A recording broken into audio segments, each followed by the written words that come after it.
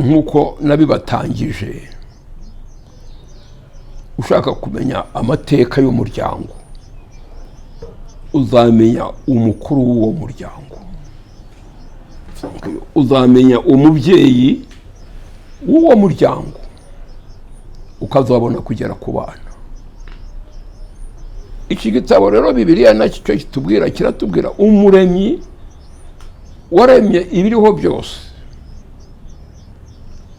Haremwe Rusuferi n'abamarayika. Rusuferi nawe ni umumarayika. Kandi kiravuga ngo mbere na mbere Imana. Abanyarwanda sabu ba kera nabo baramyaga Imana mu buryo babyumva, bakagira uwo bita ryangombe. Burya nta gishya, ryangombe ni nka papa. Papa ni umuntu mukuru uhagarariye abagatulika mu byerekeye iyobokamana. Abanyarwanda nabo bayobokaga Imana, bakagira umuntu wabo ubahagarariye mu byerekeye uburyo bayiyoboka, yitwa ryangombe. Murumva bifitanye isano. So ryangombe bamutoranyije bati uko abagatulika batoranyije papa.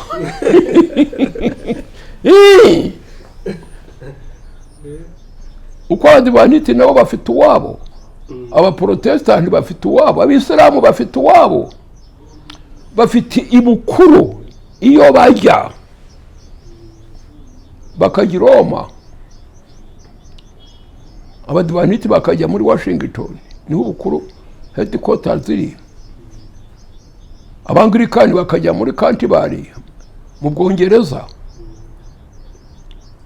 abandi bakajya mu Budaki, abandi bakajya Maka.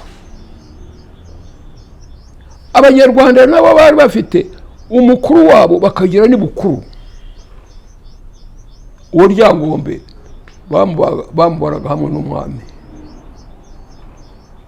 bati umwami aratanga imigisha, kuko bavuga bati iyo tugiye iyi bukuru bwacu tuhabonera imigisha ku mukuru wacu. Kuki se bigenda bisa ibyo? Kugira ngo bigende bisa byo mu mahanga ataramwe, ni kuko byose bikomoka kuri uwo muremyi umwe waremye bose. Ntibiremye, abaprotestani ntibiremye, abagatulika ntibiremye, abadivaniti ntibiremye, abisilamu ni abantu bakagira idini, bakagira imyizerere yabo. Abanyarwanda n'abanyarwanda bakagira imyizerere yabo, abaganda bakagira iyabo, bakagira umukuru wabo, bakagira ibukuru. Noneho rero abanyarwanda bakavuga bati byabayobera bareba umuntu agiye gupfa, bati hasigaye Imana. Nicyo gituma Imana ntitwayizaniwe n'abazungu. Ayo ni amateka makuru abanyarwanda bakwiriye kumenya, abakirito bakwiriye kumenya. Bari bayisanganywe ariko batazi iyo ariyo. Ntibatuzaniye iki gitabo. Iki gitabo kitubwira iyo ariyo. Kandi ugasanga ibi mbabwira kuko bikomeye. Abenshi ubu muri bihugu bya Afurika n'abakirisitu, abadivaniti n'abakirisitu, bakirisitu, abagatulika n'abakirisitu, abaprotestani b'icishano ryose n'abakirisitu. Abisilamu nabo bakaza bakagwa ku gitabo cyabo cyitwa Korani. Korani yuzuyemo ibya Bibiliya. Ugasanga abanyarwanda nabo mu mihango yabo no mu mico yabo no mu migirire yabo huzuyemo Bibiliya. Ikibyemeza bakagoragoza ibintu byose byabananira, bati hasigaye Imana. Wabwira uti Imana ni iyihe? Bati iriho. Gihanga cyahanze byose, rurema umuremyi wacu, harera Imana, hategeka Imana, haba Imana, hakuza Imana. ntumva ko bari bayizi. ayo mazina yariho na mbere cyangwa yaje yakada ahubwo ubu aragenda bayakuraho. yagize ngo yaje ku mwaduko w'abakoroni. Yakada ni ukuri, ahubwo abakoroni barayakuraho na leta y'ubu irayakuraho.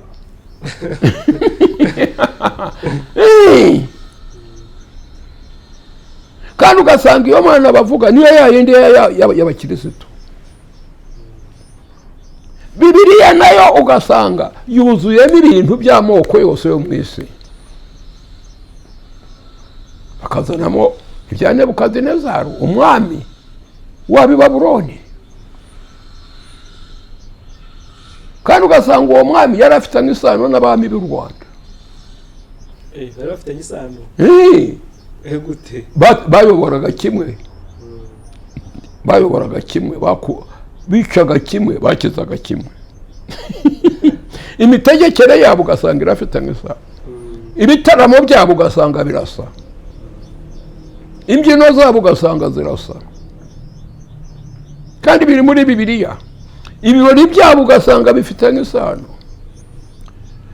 Uko barwana ubu batera ubwoko butera ubundi, nabo bamwe bateraga abandi. Ntagishya. Hari abantu bajya bavuga ngo Mana ya Isaka na Yakobo buriya bo ntibabayobye, buriya bari bukurira. Ubwo ngubwo ni nko kuvuga uti Mana ya Rwabugiri, Mana ya Kigeri, Mana ya Rudahigwa, Mana ya Musinga. Abo ni Abanyarwanda nabo bafite Yakobo na Isaka. Ariko uvuze uti Mana ya Rwabugira, Mana ya Ryangombe, Mana yande mu Rwanda bavuga yuko ugiye bavuga yuko wateshutse. None se abo bavugaga si abantu?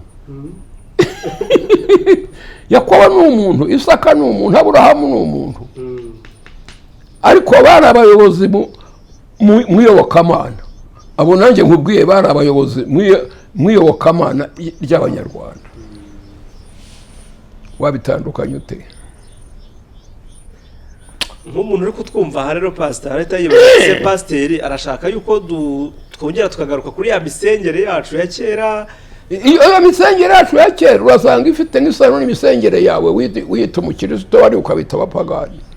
Nawe barakwita umupagani mu byabo. Basengaga Imana, ugasenga Imana, bagatamba ibitambo, nawe uratamba ibitambo. Bagiraga umunsi wo kuruhuka, nawe ufite umunsi wo kuruhuka. Icyo utandukanyeho nabo ni iki? Bari bafite abami, natwe tugira abami. Igihe cyarageze ubwami, uzi ko kera se isi yose yategekwaga n'umwami umwe, aho witaga empara, niwe wategekaga abandi bami. Yari umwami w'abami. Ari utegeka abamwumva ba Nebukadinezari, Abaroma, Abameda, Abajeme, Abasiriya, Abagiriki bategekaga isi. Ntiyategekaga igihugu. Amateka aragenda akagenda atubwira ukuntu abo bategekaga isi bagiye bishira bigezaho isi isigara itegekwa n'abami 10 gusa, ubundi yari umwe. Hagiye habaho guhangana. Twe rero ibyo ngibyo ibibaho ubu ngubu twebwe ntibidutangaze. Hariho ubwami none hakaba hariho repubulika. Abaza amateka y'isi rero ntibibatangaza. Iryo hindagurika ryagiye ribaho. Biragenda biza kugeza igihe umuremyi w'isi n'ijuru yaje, ariwe twita Yesu. Yesu nawaje ahanga idini ye. Yesu nawe yazanye idini se? Yazanye idini. Abakristo ntibabizi. Yazanye idini ye. Andi madini yose yabaye ibikorye. Azanye idini ye. Iyo dini ye ni iyihe? Yasanze mu isi hari amadini akomeye abiri gusa. iy'abapagani n'iy'abayuda. nayo abakristo yariho. iy'abakristo bitiriwe Kristo, Yesu Kristo, abakristo bitiriwe uriya, ibyo ntibabizi. none se azaniye iki dini yitwa iy'abakristo kandi iy'abapagane yariho n'iy'abayuda yariho? hari abiri gusa, nta ya gatatu. iy'abapagani n'iy'abayuda. asanga abayuda biyita ko bayoboka Imana kandi bibeshya, nk'uko abakristo ubu ngubu bita ko bayoboka Imana bibeshya, nk'uko abanyarwanda benshi mu idini yabo bavuga ko bayoboka Imana bibeshya. dukeneye idini rero ya Kristo. abakristo se ntibariho? baracyari bose. turi abakristo. ukazana iki gitabo rero kikabakuraho bose. ibi byose ni amateka. ibi sinkubwira ngo uyoboke Imana, ndakubwira amateka. isi irahindagurika, ariko nk'uko nakubwiye ibirango 7 biranga Imana, kimwe muri cyo ntihinduka. uwo yaremye Rusuferi ntiyanyurwa n'uburyo yaremye, ahinduka undi. uwo yaremye Adamu ahinduka undi, akora ibibi umuremyi watamubwiye. ngayo ayo madini ubu ngubu ariho.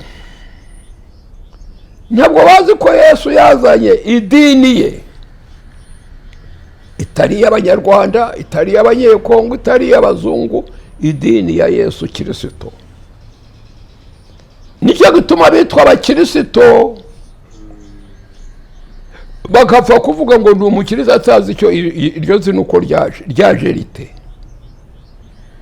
waje kwitwa umukristo ubyendeye kuki? none se mu Rwanda ntihari ibisekuruza? tukitirirwa igisekuruza. none se umuntu niba ari mu muryango yitwa izina ry'icyo gisekuruza, akaba ari umujura, yiba, akora amahano, ntateje uwo muryango urubwa? nguko uko duteza idini ya Kristo urubwa, kandi twita abakristo ba Kristo. waba umunyarwanda, waba umuzungu, waba umuhindi, ukaba uri umukristo ugakora ibinyuranye n'ibyo Kristo yakoraga, ukogeza isoni iyo dini, umva amateka. ibi byo kwicamo se abakristo rero bakicamo andi madini menshi byo kandi uwaremye idini ya Gikristo ni umwe. kuki hariho menshi ya Gikristo? yaho nanjye ndimo nibaza rwose. nguko ni nk'uko ubu ngubu ubyara abana, umwe akaba umujura, undi akaba umutware, undi akaba umushoferi, niba bakimwe. undi akaba umuhinzi, undi akaba umworozi, undi akaba ikigoryi cyaho kikicwa n'inzara. siko biri se? ngo ibyara mweru na muhima. ibyo se ko abana ari abanjye, nkaba ndi intungane jye n'umugore wanjye, abana babaye amacakwinshi bati? tahandi uzabona igituma babaye amacakwinshi utagiye muri iki gitabo Bibiliya, kizakubwira impamvu. kikubwira umuntu wa mbere waremwe ntiyabyawe, Adamu. kikubwira umumarayika wa mbere waremwe ni Rusuferi, yaje kuba kwitwa Satani. bigenze biti? natwe tukavuga ngo Satani ni uw'ababyeyi bacu, urituka ngo sogokuru yari uwa Satani. Uyu nguyu se wakuzaniye akakuzanira Yesu, uri uwa Yesu nturi uwa Satani. Ukora ibyo Yesu yakoraga, ufite imibereho igitabo cya Yesu kikubwira. Sebura abanyarwanda ba kera ko mwatubwiye ko hari abayuda n'abapagani, bo bari muri hedini, bari abapagani. Abapagani ni abakora ibya gipagane bo mu moko ataramwe bagakora kimwe. Abakirisitu abayuda nabo bavaga mu moko ataramwe bakarema umuryango witwa nabo kwa Yuda. Abayuda n'abakomoka ku muntu wabo mukuru witwaga Yuda, nk'uko ubu umuryango igisekuruza cy'iwacu ni abakobwa bakomoka kwa mukobwa, abandi bakitwa abacyaba bakomoka kwa nyirarucyaba, abandi bakitwa abahindiro bakomoka kwa gahindiro. Si nk'ibyo se? Ariko barangiza bagakwira isi yose. Ubusa abahindiro aho utababona ni hehe? Bari hirya no hino mu gihugu. Abacyaba aho utababona ni hehe? None rero ibi bintu bya Bibiliya twiga kubyigisha utagenda ubigereranya n'ibiriho n'ibyabaye, ntabwo abantu bazabyumva. Kuki twiswe Abanyarwanda? Kuki turi mu Rwanda? Ninde warwise u Rwanda? Imana Bibiliya ikitubwira yaremye isi n'ijuru, ntiyaremye u Rwanda, ntiyaremye Amerika. Amerika yaje te, u Rwanda rwaje rute, Uganda yaje te. Ni abantu bagiye kuhatura. Sekuru wabo ukomeye yitwa Uganda biyita abo kwa Muganda, Abanyarwanda biyita abo kwa Kanyarwanda, Abamerika biyitwa abo kwa Kamerika, Abongereza biyitwa abo kwa Mwongereza, igihugu cyabo bakita Ubwongereza. Abantu bagiye bakwira isi yose. No, urabona uraho uri mu Rwanda ngo u Rwanda bwa bumenyi buke rero bakavuga ngo Imana y'u Rwanda. No, Imana ntiyaremye u Rwanda, yaremye isi n'ijuru, yaremye isi yose n'iki kirere. Bibiliya irabitubwira niba twajyaga kwinjira mu by'irema iremwa ry'ibintu, twumvise iby'abamarayika, tugiye kumva iry'ibintu, tukazakurikizaho iby'umuntu witwa Adamu, uwo abantu bari ku isi bose bakomokaho. Kuki bamwe batukura abandi ntibatukure? Kuki bamwe babibikara? Bibiliya ni ikubwira impamvu. Ubundi aho hantu rwose pastor, nanjye kugeza ubu ntago ndumva impamvu ndi umwirabura n'undi akaba umuzungu kandi bakambwira yuko ngo twakometse ku muntu umwe witwa Adamu. Hari igitabo ufite kivuga uwa kabiri se? Ahubwo baravuga ngo impundu ukomoka ku mpundu ntase, ukomoka ku ngagi. Ni ukudutuka, ni ukwituka. Ariko nubwo dutandukanye, akaba igikara, undi akaba inzobe, undi akaba igituku, bikagenda bitandukana, akagira akazuru, undi akagira ikizuru. Dufite intoki 5, dufite amaso 2, dufite amatwi 2. Ubu hari ikibazo mu Rwanda cy'agahutu n'agatutsi. Umututsi afite amaso angahe? Umuhutu afite angahe? Afite amenyo angahe? Afite amatwi angahe? Warangiza ngo umuhutu umututsi. Iki gitabo kijyamo kikagubwira inkomoko y'ibyo byose. Ubu muri Bibiliya tuzamenya impamvu abazungu bariho n'abirabura bari. Bibiliya bitwereka n'uburyo babayeho. muzabitubwira nitugera ku iremwa ry'umuntu njye numva amatsiko yanyishe cyane cyane rwose pe nitugera ku iremwa ry'umuntu none rero njye simvuga amateka y'u Rwanda gusa ndavuga amateka y'isi yose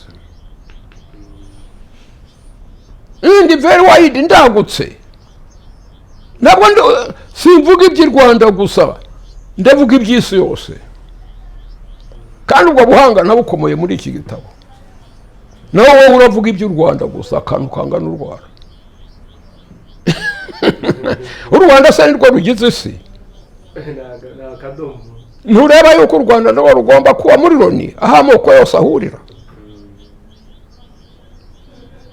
kuki amoko yose agenda agahurira muri Loni icyo ni ikimenyetso ko dukomoka ku Mana imwe nubwo dutagaranye umwe mu gahugu cye undi mu gahugu cye ariko tukaragenda tukagira aho tugira dute kuko dufitanye isano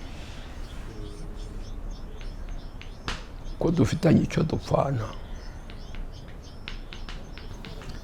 si uko twisanze muri iyi si tugomba gusharinga cyangwa se kwemera kubana nayo wabaho suti utemeye kubana n'abandi bakagenda bakagira ubwenge bwo kugenda bakaba umwaka baviyogihere bavuga indimi zitari zimwe ariko bagahura kuko bakomoka kuri wa wundi Adamu. Ako pastor uvuze ikintu kijyanye no kuvuga indimi zitari zimwe nibuka inkuru numvise y'abantu bakaga umunara w'Ibabeli umva reka wumve iki gitabo erega ibyo byose tuvuga tudafite iki gitabo ntaho tuzagera njye ndibaza biriya bintu byabayeho kuko cyane ikigereranyo reka wumve Imana inyuranya indimi z'abantu isi yose yari ifite ururimi rumwe itangiriro igitabo kitangira Bibiliya cyitwa Intangiriro igice cya 11 isi yose yari ifite ururimi rumwe n'amagambo amwe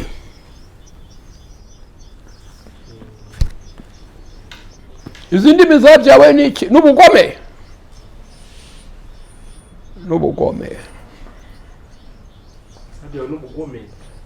bikubwire mu magambo magufi abantu bagomeye Imana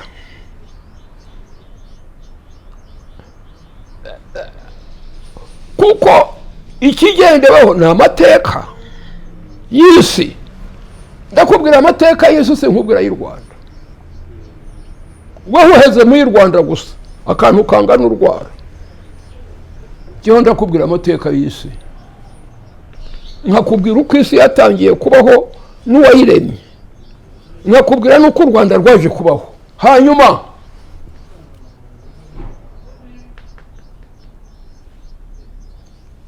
bakavuga ngo Mpyisi arababwira amateka y'u Rwanda ndababwira y'isi ntabwo ndakantu gaheze mu by'i Rwanda gusa no kubera iki gitabo nkakubwira y'isi nkakubwira amateka ya Trump ari yizi se shwida azi gituma atukura genda kizi azi gituma avuga icyongereza genda bizi mwumve aranyumva ntabwo mpambiriwe ku mateka y'aka kantu kangana urwara ku Rwanda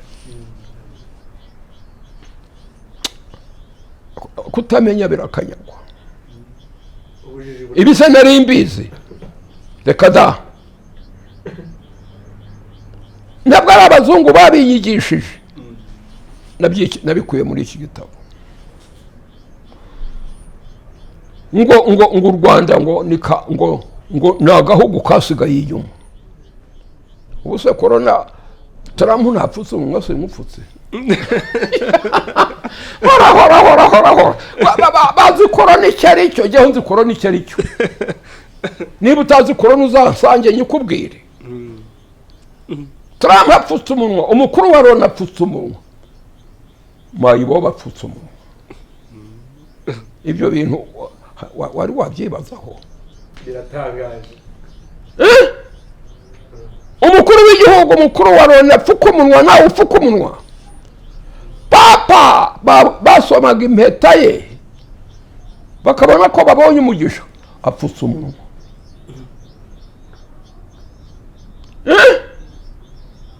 Ibyo abantu barabizi. Bikugaragariza ko dukomoka ku muntu umwe. Amadini ishyano ryose y'amafuti, insengero zose zafunzwe. N'uruhe rwasigaye ngo tuba aribwo tuyoboka? N'uruhe? Abisilamu iyo basigara bo badafunze ziriya nsengero zabo, twajyaga twese kuba abisilamu. Iyo aba Gatolika twese twajyaga kuba Gatolika. None nta cyasigaye, byose ni zero imbere y'Imana. Zose zafunzwe mu isi yose. Igihugu cyajyaga gusigara cyo kidapfutse umunwa, twajyaga kugihungiramo. Urakibona he? bose bapfutse umunwa. Ubu corona bakayireba nk'ikintu gisanzwe. No, corona si ikintu gisanzwe, kandi corona ifite ikivuga. Nsizi ndakizi. Iravuga iki? Iravuga ko isi igiye gushira. Ubikura hese muri iki gitabo, kandi uragifite mu ntoke zawe, ariko ntubizi. Nagitunze imyaka n'imyaka ntabizi. Corona yadushyize ku rwego rumwe, twese turareshya. Urampunga ngo ntakwanduza, ndaguhunga ngo utanyanduza. Ko twese twabaye ababembe. Ibyo urabyumva? Ubundi naguhunga ngo utanyanduza, none nawe urampunga ngo ntakwanduza. Ibyo bintu ni ibiki? Bifite icyo bivuga. Ubuhanga n'ubujijuke ni iki gitabo. Intangiriro y'ubwenge ni ukumenya Imana iyo ari yo. Ifite ibintu birindwi biyiranga, kimwe ntihinduka. Yavuze ngo ibihembo by'ibyaha ni urupfu. Corona ni ingaruka y'ibibi dukora twanze kureka. None abanyamadini batazi corona icyo ari cyo, barapfukama ngo Imana yirukane corona. Irinde se kwirukana yaje idahari? Kuki itayimiriye? Yarabinaniwe se? Ariko hari abajya bavuga ko corona ishobora kuba ari ibintu bya politike z'ubucuruzi buriya. Politike nyine, si ibyo se by'ubugome bakora by'uburozi, bararogana, barica. None se ari gipfa kwizana? Bikaba bidahuye n'Imana, ahubwo ari abantu babyikoreye. Ni ubugoryi bw'abantu corona. N'ibyaha abantu bakora. Nta bundi bozi, nta kundi kujya gushaka corona. No. Ni ingaruka. Ingaruka. Ntuzi iryo jambo ingaruka. Imana yaravuze ibwira Lusuferi iti, Lusuferi wavuze ngo nawe uri Imana, wikururiye urupfu. Lusuferi aracyariho, yamaze gucirwaho iteka, ariko agiye gupfa urupfu rw'iteka ryose. Abamarayika ntibapfuye, bariho, nibo twita abadayimoni. Urupfu rwa none ntibarupfa, umwuzure uje ntiwabishe. Babamarayika ba Satani, kandi bari muri iyi si, barindiriye kuzapfa urw'iteka ryose, kandi rugiye kugera. Bibiliya ikakubwira ngo sigaho gukora ibyabo abadayimoni bakoze, bagiye gupfa urw'iteka ryose. Upfu rwa none, ariko uzazuke ubeho iteka ryose. Ngicyo Bibiliya ikubwira. Ntikuyobora mu idini runaka, irakuyobora muri iki gitabo. mubyumve ibi byose ndazana amateka niyo abantu mushaka. Amateka asura yatandukanye n'umuremyi w'ijuru n'isi. ntabwo byakakwiye. Tibishoboka ko wabitandukanya. Amateka se uratandukanya umuremyi n'abo yaremye? Ntibishoboka. Amateka y'u Rwanda ntiwatandukanya abanyarwanda n'ibiba mu Rwanda, kuko ibyo biba nabo banyarwanda babikora. Niba bakora ibibi bizaniye urupfu, niba bakora ibyiza bizaniye ubugingo buhoraho. Ngiye idini ya Kristo ni kumenyesha ibyo ukora bikuzaniye urupfu rw'iteka ryose, ikakumenyesha ibyo ukora bizatuma ubona ubugingo bw'iteka ryose, kandi ku bantu bose. Pastor, hari ahantu mwavuze ko tubona ibimenyetso byerekana ko turi mu bihe by'imperuka. Hari abantu bajya bavuga ngo twabyutse batubwira ko turi mu bihe by'imperuka none dore turashaje, bigatuma bumva yuko n'ibyo bihe by'imperuka bidateze kuzagera, byose ari mu mutwe, mu bitekerezo. Abo bantu wababwira iki? Aravuga ngo ibihe by'imperuka ntibizagira bite? Ntibizagera kuko yabyirutse. Ubuse ko hariho ko twari mu bwami burahari. Repubulika ya mbere irahari, iya kabiri irahari. Byavuyeho biti? Byavuyeho bisimburwa n'indi systeme y'imiyoborere. N'abanyarwanda basimbuye abandi kandi bicanye. Urashaka kuba muri urwo Rwanda rwicana? Urashaka kuba mu Rwanda rwicana? Umugabo arica umugore, umugore arica umugabo, umwana akica umubyeyi, umubyeyi akica umwana, umwana akica umubyeyi. Uru ni u Rwanda rwo kubabwamo? Byahozeho ariko ibintu nk'ibyo. Leta irafite ikibazo. Abayobora amafaranga baravuga ngo habuze miliyari amagana, ariko abazibye ntibafungwe, ntitubabone bafungwa. Urashaka kuba muri icyo gihugu? Kandi izo miliyari zo zajyaga gutunga abaturage. Ese kuki batanga raporo z'amafaranga yariwe ntazana bayariye arirya? Ngiki cyukubwira ko isi igiye gushira, irimo bene abo ngabo. Mubihuza mute n'ibyabaye kera ku bakera n'ibihano bagiye bahabwa n'Imana bishingiye ku miterere yabyo? Imana sirahana n'ingaruka y'ibyo bakoraga. Abana bazabona ingaruka. Ubwami bwakuweho niki? Bwapfuye kuvaho? No.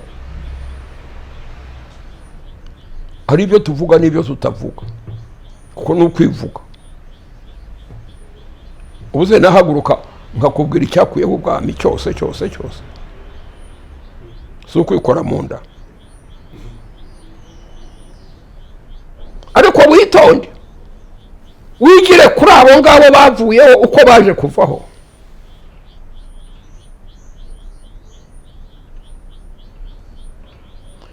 Abantu bigeze kumbaza ngo indege Habyarimana yamanuwe nande. Ukaba umunyarwanda ntumenye uwamanuye indege Habyarimana koko? Iteraniro nari ndimo ryarimo abasirikare batangira guhinda umushitsi, batagiye kutuvuga, agiye kutuvuga. Indege ya Habyarimana yamanuwe na Habyarimana, nta wundi wa kabiri wayimanuye.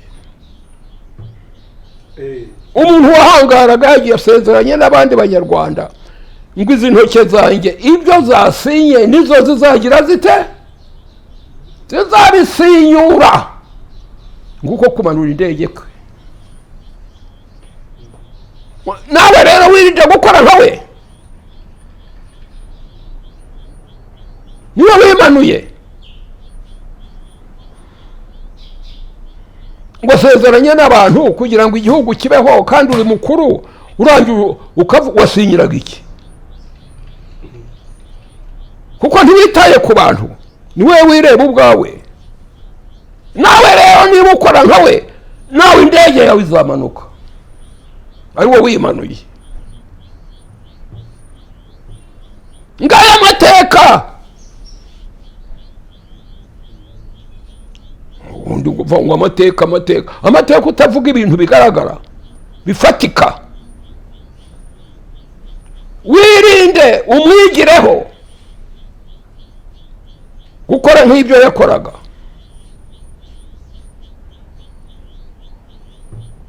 kandi si niwe bikubwira ubu umuntu uri muzima mwigireho rero uko byagenze n'icyo byabyaye.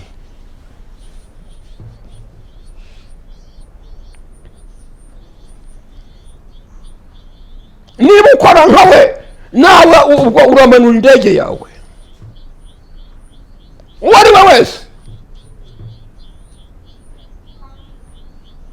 uwo ari we wese. birumvikana ko imigirire mibi ingaruka zayo zijya kugira nabi. ariko nkanga ngakora ibibi kandi nkanga ibibi urabyanga. si ukubyanga mu magambo, ni kwitandukanya nabyo. nicyo ngiye idini ya kirisito. idini ya kirisito yakubuza gukora ibibi bizakubyarira ishyano. injiji zarangaza zikavuga ngo ni Imana ihana. no, umwuzure mujya mwumva amateka yawo ukuntu warimbuye isi. Nowa yahawe imyaka 120 y'inyongezo. bari barabwiwe Imana irababwira barayinanira. kubw'ineza yayo ibonye ko bagiye gushira igihe kigeze, yongeza imyaka 120. Nowa buri munsi avuga uzaba bamwumviye 8 gusa nibo binjiye mu nkuge. abari mu isi yose bararimbuka. ingaruka imyaka 120 ntabwo tubyumva, dupfa kuvuga ngo imyaka 120. umva ineza y'Imana. ngiye Imana rero yagushije ishyano. yaremye umuntu mwiza, marayika mwiza arayihemukira. irema Adamu umuntu mwiza arayihemukira. Adamu ahemutse abyaye inyana ni ya mweru aribyara. Adamu arahemuka agiye kubyara aribyara. ubwo yibyaye gute? yabyaye umuntu mubi? yabyaye ukora nkawe. ukora nkawe. ariko pastor ubundi twarenganye iyo bavuga ngo twavukanye icyaha cy'inkomoko. kuki tugira nta cyaha cy'inkomoko kibaho. nta yimi yayo akabarasha. nubavuga ko usa na so se bazaba bakosheje. ariko igihe udasa na so nibwo bizaba ari ikibazo. nguwo rero Adamu ntidusa nawe mu ishusho, dusa nawe mu migirire yo guhemuka. turahemuka. nicyo cyaha cy'inkomoko bavuga ubwo? yego, si nta cyaha cy'inkomoko kibaho. habaho Adamu n'abana be. nta cyaha cy'inkomoko kibaho. ariko ntujya wumva abantu babivuga. inkomoko se ni iki? ni uwo komokaho. ni ukuvuga icyaha cya Adamu. ngo twarakivukanye. tuvukana imibereho ye. none se atibyaye. tuvukana imibereho ye. yarahemutse abyara abahemuka. abantu baravuga bati ni uwase. niba se yari umujura bati ni uwase yo kanyagwa. nguko rero twese bene Adamu. kandi yaba umumerika, yaba umuaustraliya, yaba umuganda, yaba umuchina, yaba umunyarwanda, twese turi bene Adamu. niko muri ayo moko yose niyo ibyaha bidakorwa, ibibi bidakorwa. icyo ni igihamya ko dukomoka ku wahemutse. turi abahemu. Yesu Kristo yaje kutumaraho ubwo buhemu. ngira inkuru nziza. yaje kutumaraho abahemu. none tukitwa abakirito tugahemuka. kandi tukiyita abakirisito. tugahemuka,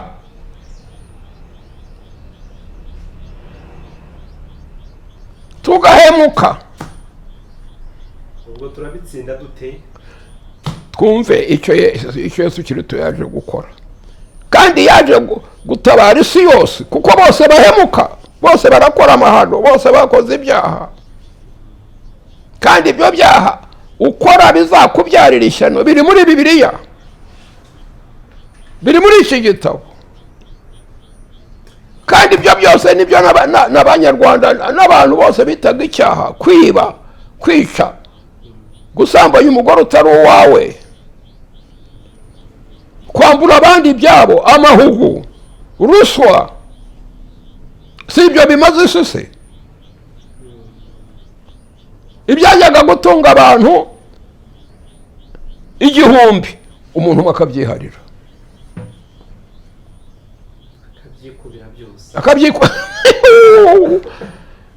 akubaka inzu y'ibyumba 7 kandi afite abana 2 gusa. Ibyumba bitagira babiraramo, abandi barara ku gasozi. Urabaza amateka y'u Rwanda, urajya kure se ntahari, ntibihari se mu Rwanda? Akagura imodoka ya miliyoni 80, kandi imodoka ya miliyoni 5 irangenza. Imodoka zajyaga gutungwa n'abantu 10 zigatungwa n'umuntu umwe. Ubwo yo ni kamere ya Adamu cyane kwishaka. Ya Adamu ni ibyubahiro. Oya ni nguwo Adamu. Yanje kunyurwa n'iby'Imana yamuhaye, ashaka ibye. Nawe ntunyurwe n'ibyawe ugashaka kurya abandi. Amateka yandi ushaka nayahe? Amateka nagukiza kugira iyo mibereho. Ako pastor yigeze ku ngingo nk'izi ngizi zijyanye n'iyi mibereho irimo imigirire mibi, ubona hari nk'ubutumwa bukomeye wumva wageza ku bantu, ubutumwa nageza ku bantu ni ugushaka insinzi yagutsindira kuba urya abandi, nturya abandi, ntiwangane, ntiwikubire. Icyo kintu se kigezweho, ibintu ntibyaba igitangaza. Kurya abandi, umwiryane, so gufata umuntu ngo umurye. Ibyajyaga gutunga abantu 50 ukabitungura umwe. Cyo ni kimwe mu bibi Imana yanga. Nitumenya gusaranganya bike cyangwa byinshi dufite y'imibereho ya Satani. Uwo ni Satani.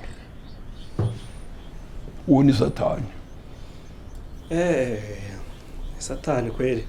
Hari ahantu muri Bibiliya handitse yuko agakiza kari kagenewe Abayuda, hanyuma twenga abanyamahanga tuza kukabona ariko tumeze nk'ibiti by'umucyo. Abandi se bakaba abandi, kandi bose ari bene Adamu. Nguko uko bintu bicitseye. Agakiza kabaye ak'Abayuda, kandi bose ari bene Adamu, kandi bose bakeneye ako gakiza. Nguko uko ibintu bicitse. Ubwo umwanditsi wabishyize muri Bibiliya. Abagatolika batagakiza ni akacu, abaporoso ngo ni akacu. Reka da! Yesu ni uwa bose, kuko bose bakomoka kuri we, ari we wabaremye, kandi ntarobanura ku butoni.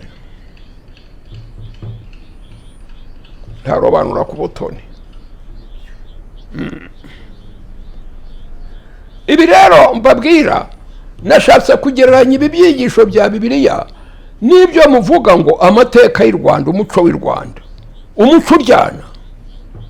Abo ni abantu.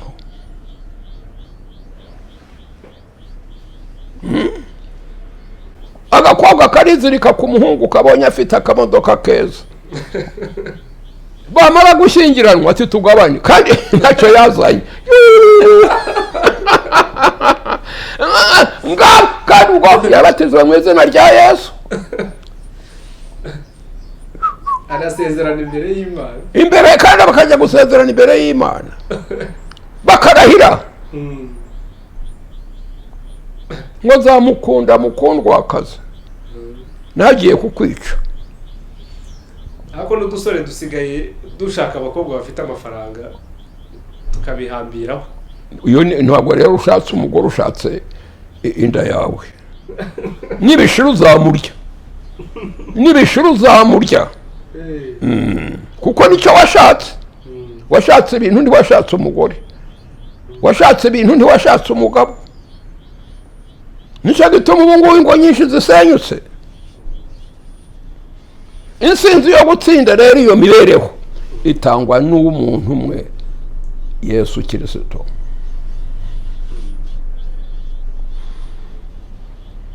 Kandi uburyo bwo ayitanga biri muri Bibiliya. Birumvikana nibyo, ariko subu ibi rero nagengereranya imibereho turimo, amateka turimo, ibyo tuvuga ngo umuco w'u Rwanda uri heheze ko baryana. Wa muco se nyamuco uracyahari, umuntu akazirikana undi. Abavandimwe bararyana, barapfikiza metero 2 z'ubutaka akica umuntu. Nama ngo muri Abanyarwanda ngo mufite umuco, akamwica metero 3. hari ahantu waruvuze ku byo gushyingirwa, ndahita ntekereza ubu umukobwa wamugira inama yo gusanga umuntu w'umukene, areba umuntu w'umukene ko imibereho y'iki gihe isigaye itugoye bitoroshye. Ari ukureba imibereho, ari ukureba umuntu no kureba ibintu. Wahitamo iki? Umuntu uvuga ni umuntu w'imfura, ntahitamo imfura aho guhitamo ibintu. Mugahura n'ubukene ukabwihanganira ko azakurya se. Ibyo bintu nibishira uzamurya cyangwa kurya.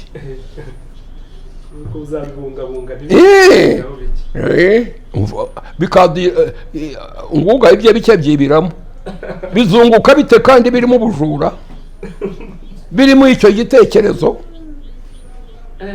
Ibyunguka bikajya mbere nibyo abafite imibereho, akareba umugabo we ntareba ibintu, akareba umugore we ntareba ibintu, akareba umwana we ntareba ibintu, akareba se na nyina ntareba ibintu. None arabwira nyina ati mp'ibihumbi 10 yabibura akamwica. Ibyo bintu urumva gutunga ibyo bintu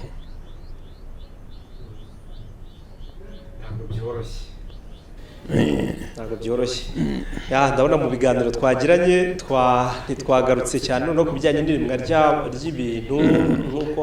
Ubu rero ni ugushaka kumvisha abantu pasiyanse yuko iki gitabo nigisha cya Bibiliya aricyo kirimo ibikubwira kuba umuntu, ibikubwira kubifura, ibikubwira kudakora ibizaguhinduka, ibikubwira kwirinda icyo Adamu yakoze yarahemutse, icyo Rusuferi yakoze yarahemutse. Abahemuka rero dore amaherezo yabo. Adamu arahemuka, abanza kubyara abana 2, Kayini na Abeli. Kubera ubuhemu bw'umubyeyi, umwana we w'imfura yica murumuna we. Ngaya amateka nkubwira. Ndabwiriza Abanyarwanda kwirinda icyo Adamu yakoze gikora ku bana be. Baricana, ahuze kubona abana bawe bicana. Mfite akuzukuru kanjye kajyanye na sajya kwivuriza muri Canada, agwayo umuhungu wanjye w'imfura, akana kagumayo kariga. None banyeretse kabwiriza Bibiliya imbere y'abantu, iteraniro rikuru. Mama we nishimye. Abandi bana nabo bari mu kabari. Mbwira uwankurikije n'ubuheze. Kubyara umwana ntagukurikize, kugira umugore ntimumvikane, kugira umugabo ntimumvikane. Iyo mibereho ni mibereho nyabaki. Uwo muco ni muco nyabaki. Baratanga raporo ko ingo z'u Rwanda zasenyutse, ko utwana tw'utwangavu twabyariye mu bitari ibihumbi n'ibihumbi. aho urumva u Rwanda rw'ejo bavuga rutagira abangavu, rutagira urubyiruko, rutagira ingimbi, bashize.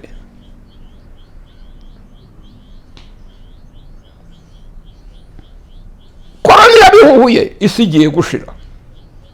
Korona ni ikimenyetso kigaragaza ko isi igiye gushira. Utabizi nabwo Imana yajyaga kwemera ko korona ibaho. Ni urukundo rw'Imana rwo kugira ngo korona ikangura ibitekerezo byacu, dutekereze tuti what is this? Iki cyorezo ni icyorezo nyaki cyashize abantu ku rwego rumwe. ariko mu mateka ko hari ibindi byorezo byigeze kubaho bijya kumera nka korona mu myaka ya kera mu 1800 n'imisago, nabwo abantu baguma mu nzu, abantu barapfa aho. Ab'icyo gihe nabo ntibavuga ko bishobora kuba ari ikimenyetso cy'uko icyo gihe turavuga yuko bapfuye kuko amajyambere yarataragira ate, yarataraza. Ngo none turi mu majyambere, wagira amajyambere ukarusha Amerika.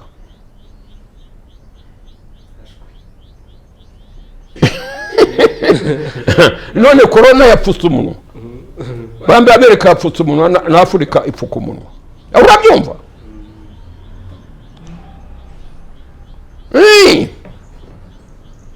Turavuga ngo icyo cyorezo cyabayeho ngo amajyambere yarataraza, ngo none twagiye mu majyambere. Ngaho rero Amerika niba yabuze amajyambere, Afurika niyo yabona, u Rwanda nirwo ruyabona.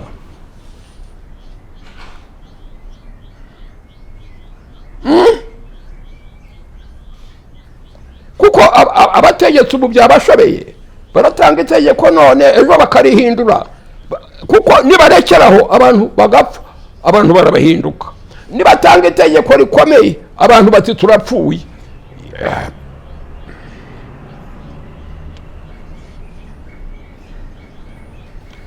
Tugarutse gato ku bintu byo mu ngo, hari ahantu wavuze ko ingo ziri gutandukana kuri ubu bitewe nyine n'imiterere y'abantu. Nta gihe zitasenyutse, ariko biragenda bikabya.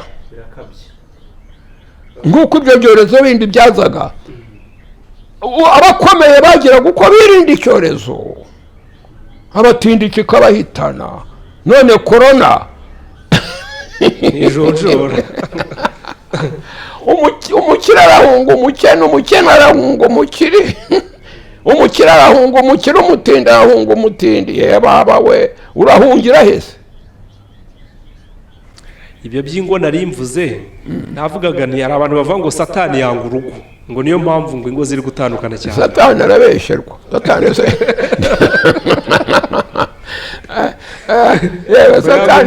Satani ndamuburanira, yararushye. Uri inka se, uri ihene kuri umu. Satani niwo kwigisha kwica umugabo wawe, niwo kwigisha kwica umugore wawe.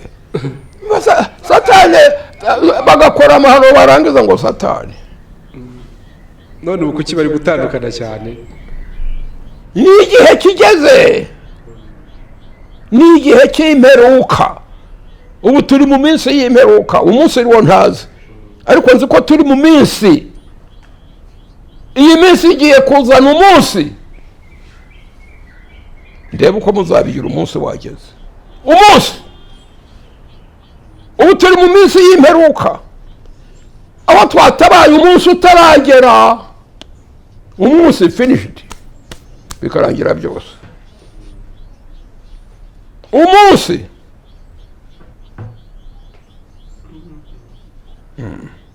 none rero ibi ngibi icyo nabibabwiye ni ukugira ngo mutumva ngo hari nahugiye mu bya Bibiliya. Ni Bibiliya ibwirwa abantu, kandi nanjye ibyo nababwiye ndababwira abantu, n'imibereho yabo n'imigirire yabo, kandi mu isi yose ibiriho bitubwira yuko isi igiye gushira, ariko tukanga tukayishinga amenyo. Amenyo yawe araguma mu butaka, ujyane nayo, tibishoboka.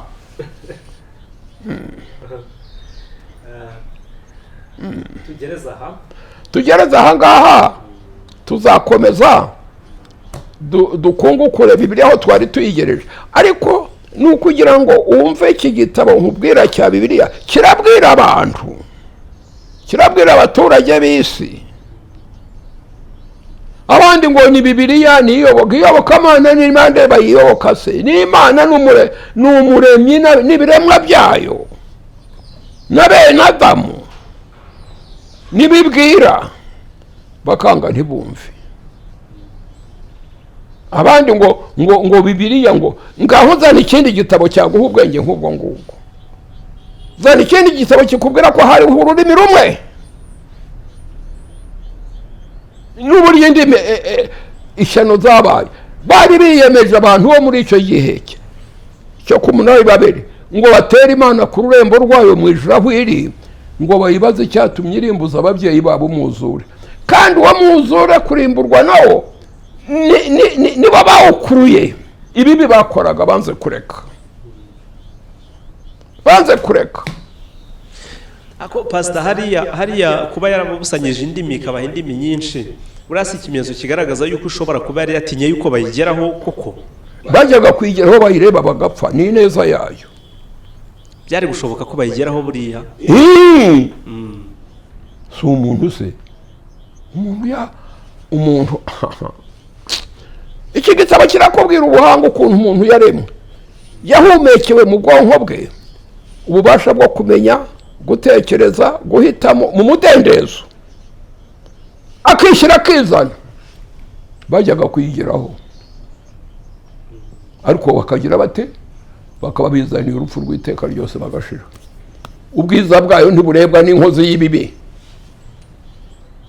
Imana kubera imbabazi zayo, umva Imana itari y'u Rwanda, Imana ya bose ya Adamu, irareba iti ko bagiye gushira kandi aribo bimaze, iramanuka. Yari yababwiye ngo bakwire isi yose, baranga bati turanze. Uragisha Imana impaka, ntijya impaka, iravuga iti wizaniye urupfu rw'iteka ryose. Kujya kwireba bari bizaniye gupfa bose bagashira, kandi bakazazukira gushira. Barayiteye ntirwana, kuza kwireba n'ukwiyica. Umve Imana rero ukuntu ari Imana, irabasanganira, ibajyamo, irema izindi ndimi ishyano ryose. 10 bumvikanye bakajya ukwabo, 50 bumvikanye bakajya ukwabo, 100 bumvikanye ukwabo, 5 bakajya ukwabo, bakwira mu isi yo. Nguko ngiye inkomoko y'amoko, ngiye inkomoko y'abatukura n'ibikara, inkomoko y'indimi zivugwa mu isi yose n'ingaruka y'icyaha. Bakwira mu isi, bari banze kwikwiramo mbere y'ababwiye, baranga bati turiyubakira umudugudu dutere n'Imana, twe kuzongera kurimbuzwa umwuzure. Imana ifite ububasha bwo gukora icyo ishaka, ntivuguruzwa. Gutatana abumvikanye tuvuga ururimi rumwe se, ngugo izindi ndimi zitubabaza, zitugora tuziga, ni ingaruka y'icyaha cyo gutera Imana ku rurembo rwayo. Barubatse inzu ya mbere barayuzuza, bahunga umwuzure, kandi umwuzure bavugaga yuko ari Imana yawuteje, ni ingaruka ikawuteza. Yarabahaye imyaka 120 ngo bihane bakanga. 120 yajyaga kugira ite? Yabahaye ubabwira gusigaho. N'ubu rero abantu b'iki gihe Bibiliya irababwira twaranze, indi yivuga ko ari murori, korona iraza, korona igiye kutumara cyangwa idusige uko yadusanze. Abayitanywe nayo bahitanywe nayo, abasigaye bisigarara ibicucu bitagize icyo byiga. Imana izavugisha iki? Nguko kuvuga ko ari murori nababwiye. Umubyeyi abwira umwana we, aturakabyara nujya kubyara wibyare. Umva, ibi byose nabigiriye kugira ngo mube mwanyumva, mutagira ngo ndabwiriza ubutumwa bya bindi byateye iby'ubu ngubu. ngo nimwihane nimugire mutya, ni ukukubwiza ukuri gushingiye ku bantu, ku mateka. Nzi ko mbwira abanyarwanda, abumva bakumva batumva ni ibyabo.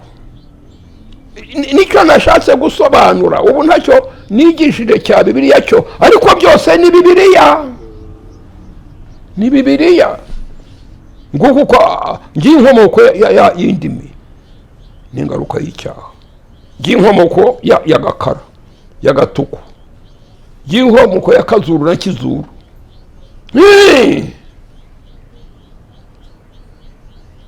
Aho bagiye hakabahindura ukundi.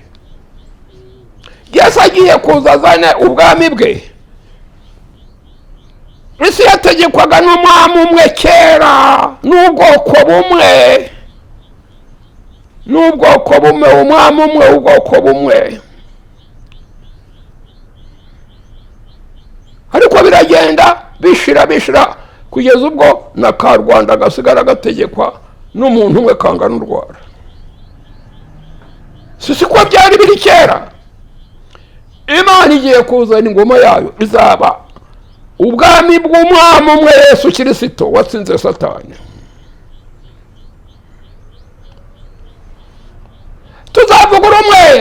tuzavuga ururimi rumwe, tuba ubwoko bumwe, tuba ishyanga rimwe. Nta Kamerika, nta Kongereza, nta ka Australia, nta Kaganda. Ibi biriho bizashira,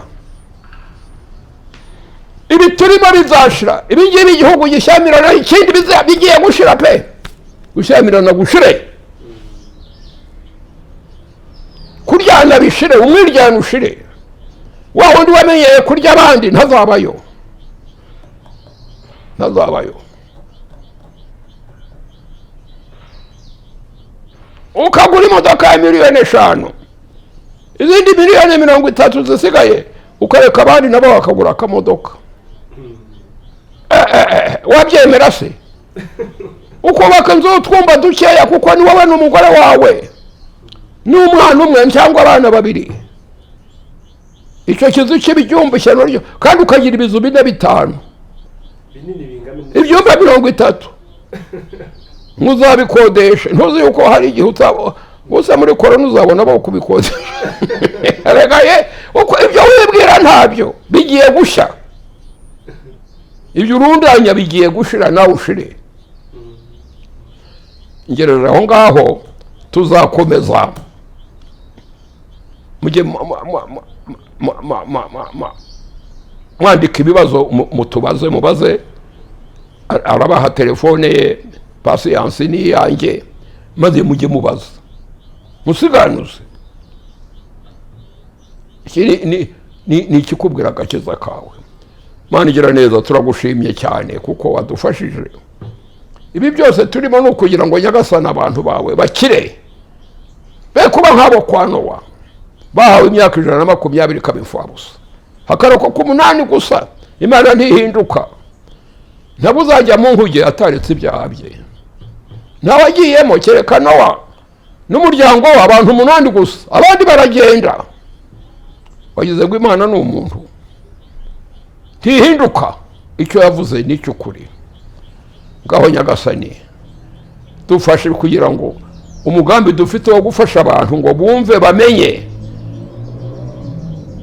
uyoborwe nawe, tubyambarije mu izina rya Yesu. Amen.